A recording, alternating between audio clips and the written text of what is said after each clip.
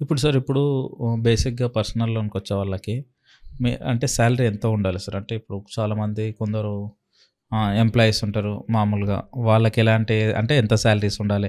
కొందరికేందంటే క్యాషే వస్తుంటది. హ్మ్. లేకుంటే కొన్ని చెక్ డిపాజిట్‌లు కంపెనీ నుంచి. కొన్ని ఇప్పుడున్న సిట్యుయేషన్‌లో యూపీఐ ట్రాన్సాక్షన్స్ సాలరీకి ఇట్లా యెస్.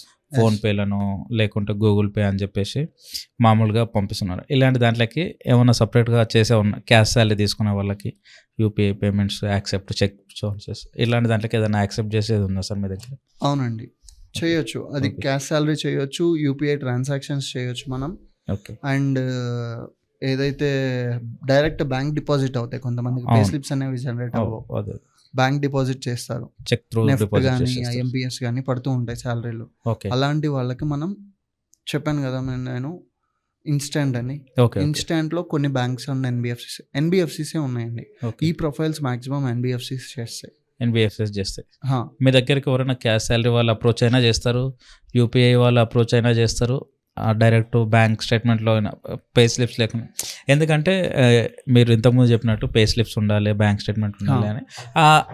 అది ఓకే సార్. ఇప్పుడేందంటే అది లేని వాళ్ళ పరిస్థితి గురించే యెస్. నేను అవును మాట్లాడుతున్నా. సార్. అదే. అవును సార్. మీరు చెప్పింది కరెక్ట్. ఓకే. కాకపోతే ఏదైతే పే స్లిప్స్ ఉన్న వాళ్ళకి ఉన్న ఓకే. ఆపర్చునిటీస్ అండ్ ఆఫర్స్ ఎక్కువుంటాయి పే స్లిప్స్ ఉంటే. ఓకే.